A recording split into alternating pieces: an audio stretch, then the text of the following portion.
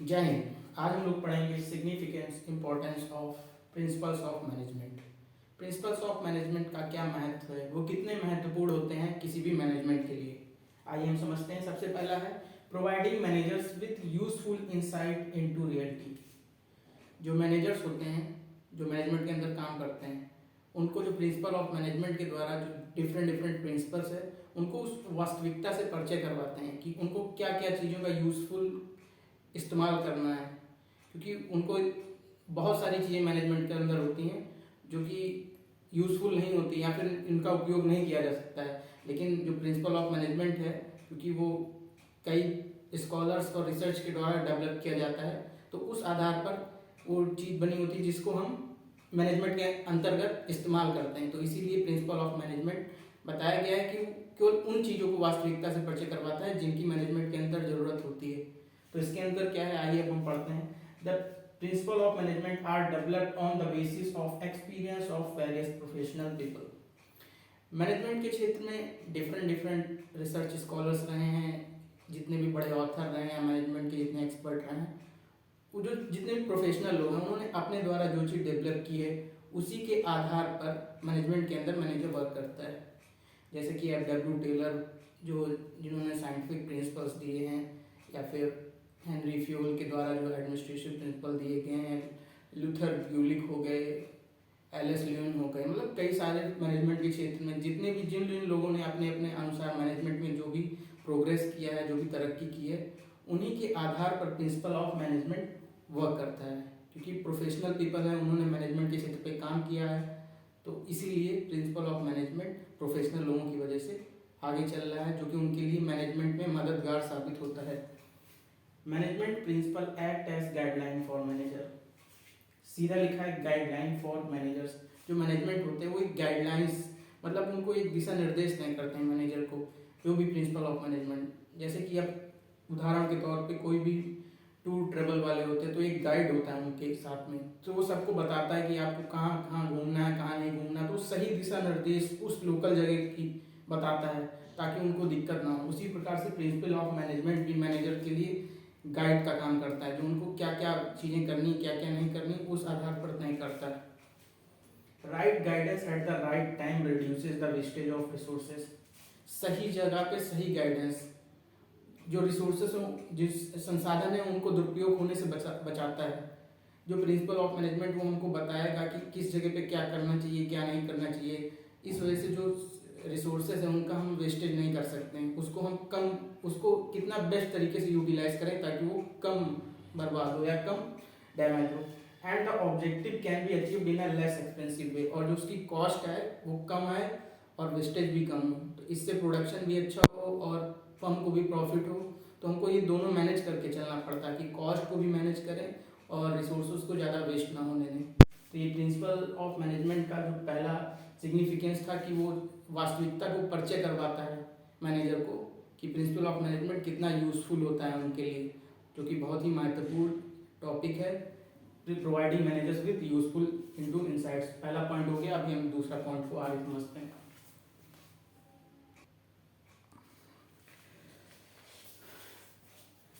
अगला इंपॉर्टेंस है optimum utilisation of resources. जितने भी संसाधन हैं मैनेजमेंट के अंदर, उसको ऐसा इस्तेमाल करना चाहिए कि जितनी ज़रूरत हो उसका उतना ही यूज़ हो, वेस्टेज नहीं होना चाहिए। ये सारी जिम्मेदारी मैनेजर की होती है, और इस सब को कैसे सही करना है, किस तरीके से नियंत्रण करना है, ये प्रिंसिपल ऑफ मैनेजमेंट में बताया गया है। इसके अंदर आइए देखते हैं। Resources both human and material available with the company are limited. जो रिसोर्सेज होते हैं, वो संसाधन होते हैं, वो दो तरीके के होते हैं, ह्यूमन भी होते हैं और मटेरियल, जो मतलब जिनमें जान होती है और जिनमें जान नहीं होती, क्योंकि वो दोनों ही चीज़ें मैनेजमेंट के लिए ज़रूरत होती है। वो दोनों ही एक तरीके से असेट होती हैं। जब दोनों का कॉम्बिनेशन होगा तभी मैनेजमेंट अपने गोल को अचीव कर सकता है। तो ह्यूमन, अगर आप किसी भी मैनेजमेंट में हो और आपके पास ह्यूमन प्लस मटेरियल, मशीन, इन दोनों का जो कॉम्बिनेशन है बहुत ही ज़रूरी है किसी भी मैनेजमेंट के अंदर। तो इसीलिए रिसोर्सेज यहाँ पर दोनों को बताया गया है, ह्यूमन और मटेरियल। जब ये दोनों होंगे और इनका यूटिलाइजेशन इस तरीके से होना चाहिए कि ओवरलैपिंग नहीं होनी चाहिए, वेस्टेज नहीं होना चाहिए और मिनिमम कॉस्ट पे ज़्यादा आउटपुट मिलना चाहिए। So optimum use are essentially it means resources should be put to use in such a manner that they should give maximum benefit with minimum cost. वही मतलब जो हमने अभी आपको पहले भी बताया कि उनका यूज इस तरीके से होना चाहिए। जैसे कि ह्यूमन ले लिया जाए, अगर ह्यूमन वर्किंग आवर उनका जो निर्धारित प्रिंसिपल्स इसीलिए बताए गए कि वो गाइडलाइंस लॉ नियम तय करते हैं। अगर उनका वर्किंग आवर 8 आवर या 10 आवर है तो ऐसा नहीं करना चाहिए कि उनको ओवर टाइम करवा के 15 आवर 20 आवर, उनका यूटिलाइजेशन उसी प्रकार से करना चाहिए जितनी उस ह्यूमन को भी दिक्कत ना हो, उस मैनेजमेंट को भी दिक्कत ना हो। तो जो यूटिलाइजेशन होता है वो एक नियम और मानक के तहत होना चाहिए, जो भी प्रिंसिपल जो भी गाइडलाइन हो। तो चाहे ह्यूमन हो चाहे मटेरियल, ओवर कॉस्ट भी नहीं होना चाहिए। अगर किसी भी मटेरियल को ज़्यादा लगा देंगे तो उसकी कॉस्ट बढ़ जाएगी। तो चाहे ह्यूमन हो चाहे मटेरियल हो, दोनों का कॉम्बिनेशन जो रेशियो होता है, जो अनुपात होता है, उसको इस प्रकार से यूज़ करें ताकि मिनिमम कॉस्ट है और जो ह्यूमन या मटेरियल हो वो बर्बाद भी ना हो सके। तो ऐसा ये सारी जिम्मेदारी मैनेजर्स की होती है। तो मैनेजमेंट के अंदर जो प्रिंसिपल्स ऑफ मैनेजमेंट है, ये इनका बहुत बड़ा इंपॉर्टेंस है। इसीलिए बताया गया है कि ऑप्टिमम यूटिलाइजेशन ऑफ रिसोर्सेज को इस तरीके से यूज़ करें ना ह्यूमन का नुकसान हो और ना ही जो वो मटेरियल या रॉ मटेरियल उस मैनेजमेंट के अंदर हो, उसको ऐसा कॉम्बिनेशन सेट किया जाए कि मैनेजमेंट अपना गोल अचीव कर सके।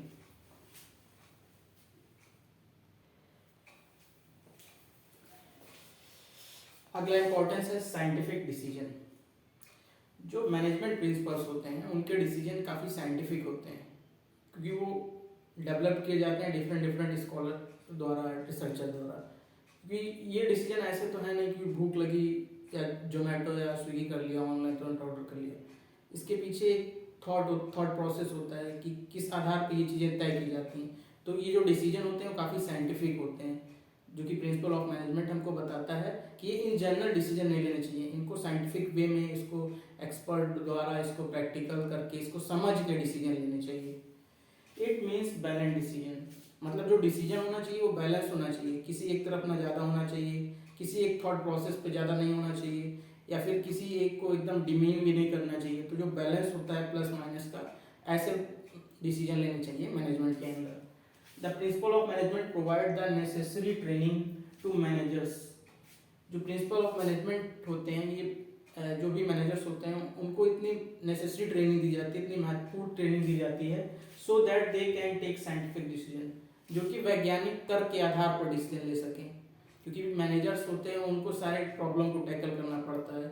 तो प्रिंसिपल ऑफ मैनेजमेंट गाइडलाइन का काम करते हैं कि वो सारे डिसीजन साइंटिफिक होने चाहिए, वैज्ञानिक पूर्ण होने चाहिए। Decision should be based on logical decision होने चाहिए, फैक्ट्स फूड मतलब फैक्ट होने चाहिए, उसमें तथ्य होने चाहिए, आंकड़े होने चाहिए, थॉटफुल मतलब उसमें कोई उसके पीछे एक थॉट होना चाहिए, विचार होना चाहिए। यूं ही कोई डिसीजन मैनेजमेंट के अंदर ले लेने से उसके ड्रॉबैक्स भी हो सकते हैं, उसके नेगेटिव इम्पैक्ट भी पड़ सकते हैं। तो थॉट प्रोसेस है, थॉटफुलनेस है, वो करेक्ट होनी चाहिए जो मैनेजर उस मैनेजमेंट के अंदर काम करता है। रियलिस्टिक, उन चीज़ों को वास्तविकता में अप्लाई भी होना चाहिए। कोई भी चीज़ उसको मतलब एक तरीके से सपने जैसा नहीं देखना चाहिए, या फिर कोई भी चीज़ जिसका ना होना वो पॉसिबल ना हो तो रियलिस्टिक नहीं हो सकता है। तो रियलिस्टिक करने के लिए वो चीज़ों को जो प्रैक्टिकल करके हम उसका रिजल्ट निकाल सके, जिसको हमें पता चले कि अगर इस चीज़ को वास्तविकता में ये डिसीजन हम लेंगे, इससे ये रिजल्ट निकल रहा है, जो रियलिस्टिक हो उसको अपनाना चाहिए। अगला सब्जेक्ट मैटर, विषय से भटकना नहीं चाहिए। जो भी डिसीजन हो उसी विषय के अंतर्गत लेने। अगर उस विषय के जैसे अगर कोई भी डिपार्टमेंट, अगर टेक्निकल डिपार्टमेंट है तो हमको जो नई टेक्नोलॉजी आएगी उसी को अडॉप्ट करना पड़ेगा। हम किसी और चीज़ के उस सब्जेक्ट मैटर से भटक नहीं सकते। हम सेल्स के कोई या जो अलग डिपार्टमेंट है उसकी जो नई टेक्निक उसको इन्वॉल्व नहीं कर। सब्जेक्ट मैटर, किस विषय पे मैनेजमेंट ये डिसीजन ले रहा है, वो जो डिसीजन है उसी विषय पे होना चाहिए। तो जो डिसीजन होना चाहिए वो साइंटिफिक होना चाहिए, काफ़ी वैज्ञानिक होना चाहिए, ताकि वो मैनेजमेंट के लिए वर्क कर सके।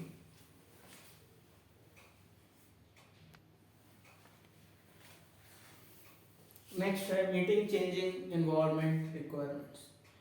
जो भी business environment means business environment, यहाँ पे इन्वायरमेंट को जो बिजनेस से जोड़ के देखा जाता है। जो भी बिजनेस इन्वायरमेंट में फ्रिक्वेंट चेंजेस आते रहते हैं, जो भी चेंजेस आते रहते हैं उनको साथ लेके चलने का काम ये कौन बताता है? Principal of management.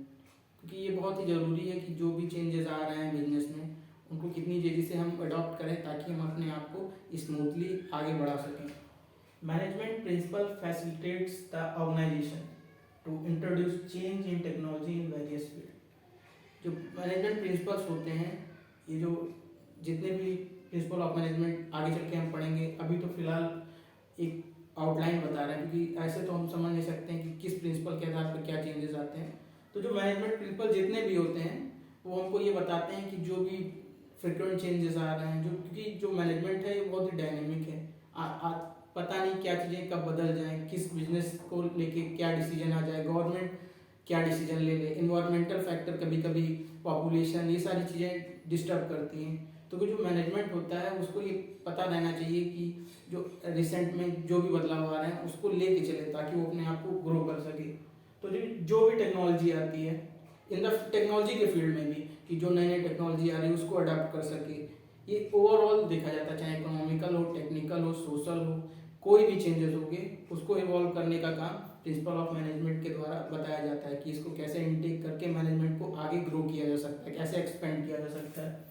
In recent times only such business unit can remain alive and develop which can keep the pace with the rapid change। वही बिजनेस यूनिट अपने आप को अभी जीवित रख पाएंगे या फिर जिंदा रख पाएंगे, ग्रो कर पाएंगे, जो चेंजेस को भाप लेती हैं, जो आने वाले चेंजेस को भाप के उस पर वर्क करती हैं, वही अपने आप को आगे बढ़ा सकती हैं। जैसे लास्ट कुछ समय में जब जीएसटी आया तो जीएसटी को लेकर पहले तो वही कंपनियां अडॉप्ट कर जिनके पास उस लेवल के उस प्रोफेशनल लोग उनके यहाँ वर्क करते थे, लॉयर, जैसे कई लोग प्रोफेशनल लॉयर रखते हैं, पहले ऐसा नहीं था। अब मैनेजमेंट में लोग लॉयर क्यों रखते हैं, वकील इसलिए रखते हैं कि जो फ्रिक्वेंट चेंजेस हैं वो उनको बता सके, वो गाइड कर सके मैनेजमेंट के अंदर कि क्या चीज़ नहीं है, उसको कैसे वर्क करना है। तो इन सब चीज़ों को लेकर वही कंपनियां डेवलप कर सकती हैं, वही ग्रो कर सकती हैं जो उस चीज़ों को एहसास कर सकें, उन पर वर्क कर सकें कि ये चेंजेस आया, इसको करेक्ट करके हम अपने आप को आगे रख सकते हैं। तो वो कंपटीशन से भी आगे निकल लेंगे और नंबर ऑफ कस्टमर उनको भी काफ़ी अचीव कर, उनको भी काफ़ी ज़्यादा प्रभावित कर लेंगे। तो जितनी अच्छी टेक्नोलॉजी होगी मैनेजमेंट भी उतना ही अच्छा वर्क करेगा। रैपिड चेंजेस, जो क्विक चेंजेस होती है, क्योंकि दिन प्रतिदिन कुछ ना कुछ टेक्नोलॉजी डेवलप होती रहती है, अगर उसके अकॉर्डिंग नहीं चल पाएंगे तो हम अपने आप को पीछे पाएंगे। तो इसलिए प्रिंसिपल ऑफ मैनेजमेंट कहता है कि हमको ये फ्यूचरिस्टिक गोल्स, फ्यूचरिस्टिक होना चाहिए, जो थॉट होना चाहिए फ्यूचरिस्टिक होना चाहिए, उस पर वर्क करना चाहिए, ऐसे लोगों को बैठाना चाहिए, ऐसे प्रोफेशनल्स होने चाहिए कि उन चेंजेस को वो लोग पढ़ सकें, समझ सकें और उसके आधार पर मैनेजमेंट पे वर्क कर सकें।